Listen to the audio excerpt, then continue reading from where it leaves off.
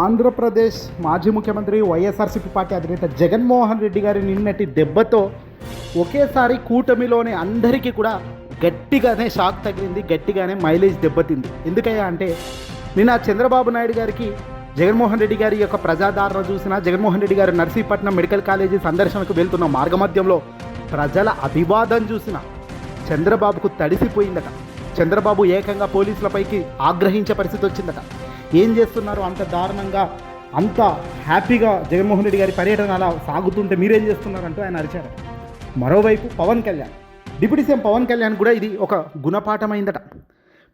పిఠాపురం నియోజకవర్గం ఉప్పాడ బహిరంగ సభలో ముఖ్యమంత్రి, ఉప ముఖ్యమంత్రి పవన్ కళ్యాణ్ పాల్గొన్నారట. అయితే ఇది పెద్దగా ఎలివేట్ కాలేదు. పవన్ కళ్యాణ్ ప్రసంగించిన ప్రసంగం కావచ్చు, ఉప్పాడలో బహిరంగ సభ కావచ్చు, అసలు రాష్ట్రానికి ఏ మూలకు కూడా ఆనలేదు. ఎందుకంటే జగన్మోహన్ రెడ్డి గారి పర్యటన వల్ల పూర్తిగా ఆయనే కొట్టుకుపోయారు క్రేజ్తో. జగన్మోహన్ రెడ్డి గారు వస్తున్నారు, జగన్మోహన్ రెడ్డి గారు నడుస్తున్నారు, జగన్మోహన్ రెడ్డి గారు మాట్లాడుతున్నారు అంటూ వాదనలు, మీడియా మొత్తం కూడా అటెన్షన్ పూర్తిగా జగన్ వైపే బలంగా ఉండటంతో ప్రజలు కూడా రాష్ట్ర వ్యాప్తంగా మొత్తం కూడా అటువైపే మళ్ళారు తప్ప పిఠాపురం నియోజకవర్గం ఉప్పాడ బహిరంగ సభలో ఉప ముఖ్యమంత్రి అసలు ఏం చేస్తున్నారు, ఆయన బహిరంగ సభ కూడా ఫెయిల్ అయిపోయింది, ప్రజాదరణ పొందకుండా అట్టర్ ఫ్లాప్ అయిపోయిందట. పైగా నా చేతుల్లో ఏమీ లేదు అంటూ పవన్ కళ్యాణ్ కూడా ఇటీవల చెప్పుకొచ్చారు.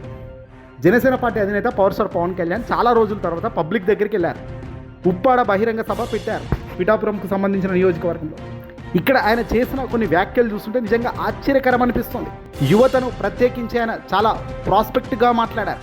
వాళ్ళు అడిగింది ఏంటంటే సముద్రంలో వ్యర్థాలను శుద్ధి చేయాలి, శుద్ధి చేస్తాము, మేము పొల్యూషన్ కంట్రోల్ బోర్డును మేము ఎలా నమ్మాలి, వాళ్ళేమో చేయట్లేదు అంటున్నారు. అంటే దానికి నేనేం చెప్పానంటే కలెక్టర్ గారులకు నేను ఆదేశాలు ఇచ్చానని పవన్ కళ్యాణ్ చెప్తున్నారు.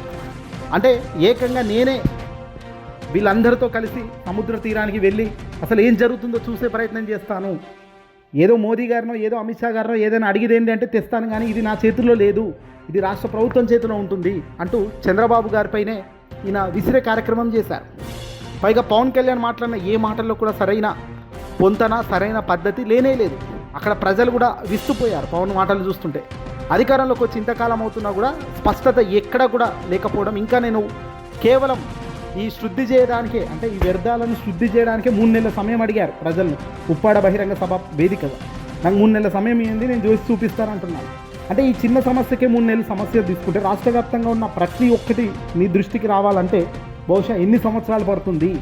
ఒక అధినేతగా, ఒక పార్టీ అధినేతగా నీ పార్టీలో ఉన్న నీ సమస్యలే నువ్వు తీర్చుకోలేనంత దారుణమైన పరిస్థితుల్లో, నీ నియోజకవర్గంలో ఉన్న పరిస్థితులే నువ్వు తీర్చే సమయం లేదు.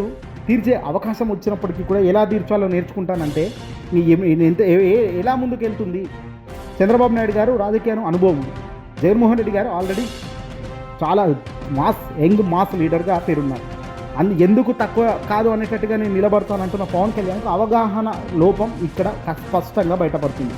అలాగే తన చేతిలో ఏమీ లేదు అని పదే చెప్పడం వెనుక కూడా నిజంగా తన చేతిలో ఏముందో ఏమీ లేదో కూడా అర్థమవుతుంది. జగన్మోహన్ రెడ్డి గారి దెబ్బతో, జగన్మోహన్ రెడ్డి గారి రాకతో ఒక్కసారిగా